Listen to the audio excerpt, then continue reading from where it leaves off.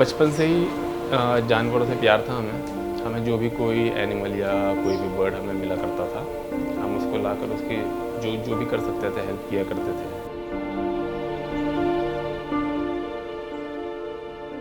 तो एक बार कोई लगभग जब मैं 11-12 साल का रहूँगा और नदीम भाई होंगे कोई 14-15 साल के, तो हमें रोड साइड पर एक इंजर्ड चील मिली, जिसको उठाकर हम किसी एक हमारे पास में ही जाना माना बर्ड हॉस्पिटल है, वहाँ ले गए।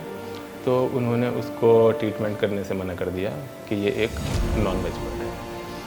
तो हमें ये बात उस टाइम में काफ़ी हिट कर गई कि भाई अगर ये नॉन वेज बर्ड है तो क्या इसका राइट नहीं बनता कि इसको भी ट्रीटमेंट दिया जाए। 2010 में हमने एक वाइल्ड लाइफ रेस्क्यू के नाम से एक अपना एनजीओ रजिस्टर कराया और फिर हमने बाकी जितने भी वेटरनरी हॉस्पिटल्स हैं हमने उनसे बात की कि भाई ये बर्ड अगर उनके पास आता है वो उसको रिफ्यूज़ ना करें, वो उनको एक्सेप्ट करें और उनसे हम ले लिया करेंगे इसको। तो इस तरह से फिर हमारे पास बर्ड्स के जो नंबर्स हैं वो काफ़ी बढ़ने लगे। जैसे मैं आपको बताऊं 2003 से लेकर 2010 तक हमने रेस्क्यू किए 500 बर्ड्स, लेकिन 2010 से 2022 तक हमने 24,000 रेस्क्यू किए।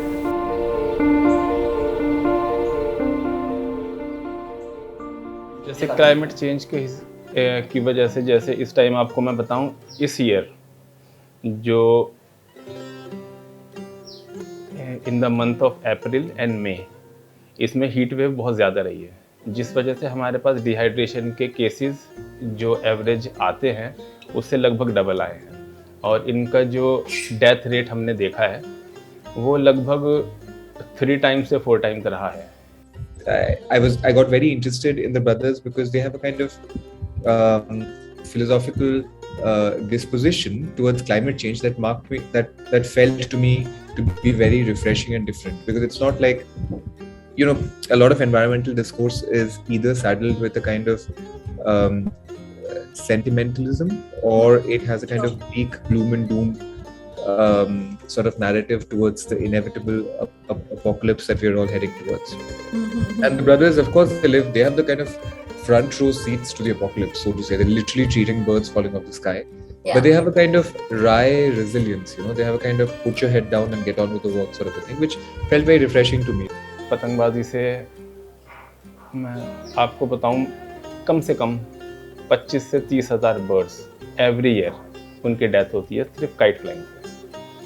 और इनके लिए थ्रेट है एक तो हमारे जो जिस तरह से हमारे जो सिटीज़ का डेवलपमेंट हो रहा है, जैसे उनका हैबिटेट डिस्ट्रॉय हो रहा है, जिस वजह से कुछ जो स्पीशीज़ हैं वो तो एक्सटिंक्ट हो रही हैं और कुछ स्पीशीज़ की पॉपुलेशन बहुत ज़्यादा बढ़ रही है। वो रीज़न है कि कौन सी बर्ड की स्पीशी हमारे अर्बन एनवायरनमेंट के साथ वो उसमें सरवाइव कर पा रही है। जब हमारे पास बच्चे आते हैं उनके, तो उनको सडनली रिलीज़ नहीं किया जा सकता, क्योंकि बच्चों को पता नहीं होता कि कहाँ पर उन्हें खाना ढूंढना है, कहाँ पानी ढूंढना है। तो जब वो बाहर जाते हैं, उन्हें खाना पानी नहीं मिलता तो वो वापस आ जाते हैं हमारे यहाँ के रहते हैं, रात को वहीं सोते हैं, खाते पीते हैं, फिर चले जाते हैं। जब तक उनको अपना कोई जगह नहीं मिल जाती, वो सेटल नहीं हो जाते बाहर, तो वो हमारे यहाँ आते रहते हैं। तो लगभग कोई 2 से 6 महीने लगते हैं बच्चों को सेट होने में बाहर, वो फाइनली रिहेबिलिटेट हो जाते हैं बाहर। मेनली ये कार्निवोर बर्ड है, मीट खाता है। तो इसमें कई जो हमारे जैसे स्लॉटर हाउसेज हैं, इंडिया जो है सबसे बड़ा एक्सपोर्टर ऑफ मीट में से है। ऑस्ट्रेलिया, इंडिया हमेशा नंबर 1 के लिए कम्पीट करते रहते हैं। तो हमारे जो स्लॉटर हाउस के साथ में बहुत सारा वो रिफ्यूज़ निकलता है मीट का, जो इंसानों के लिए सूटेबल नहीं होता, तो वो डंप्स पे डाला जाता है।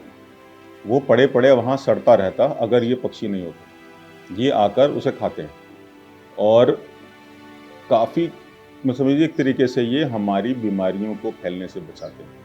अगर वो मीट पड़े पड़े सड़ता रहे तो ज़्यादा इन्फेक्शन फैलने के चांस हैं। दूसरा एक ये है एक्टिव रोडेंट्स पॉपुलेशन कंट्रोल करने वाले।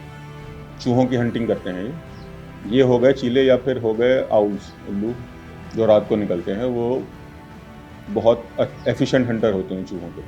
तो एक तरीके से वो चूहों की पॉपुलेशन को भी कंट्रोल करते हैं। और बाकी कुछ हैं जो छोटे मोटे बग्स वगैरह, कीड़े मकोड़े, वो भी खाते हैं। तो ये हमारा अर्बन इकोलॉजी की हेल्थ के लिए बहुत इम्पॉर्टेंट है। जो बीमारियां हमारी मैमल टू मैमल हैं वो कुछ कॉमन हैं, लेकिन ये बर्ड्स हैं, इनका सिस्टम डिफरेंट होता है। तो हमारे और इनके बीमारियों में कुछ फ़र्क है। जो इनको होती हैं बीमारियां वो ज़रूरी नहीं कि हमें उसी टाइप से हों।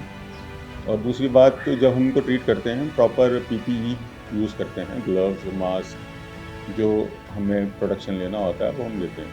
इतने साल से काम कर रहे हैं और अभी तक तो मुझे कभी कुछ ऐसा नहीं लगा कि मुझे इनसे कोई बीमारी लगी है। बाकी तो ऐसा सच नहीं है। आप दिल्ली में देख लीजिए ना, कितने परिंदे ऑलरेडी हैं, इतने कबूतर हैं, इतने कौवे हैं, इतने सारे पक्षी ऑलरेडी दिल्ली में हैं, और इतना कुछ ऐसा तो नहीं है कि उनसे लोग बीमार पड़ रहे हैं। बल्कि उल्टा ये हमारी गंदगी साफ़ करके हमें थोड़ा बेहतर एनवायरनमेंट दे रहे हैं।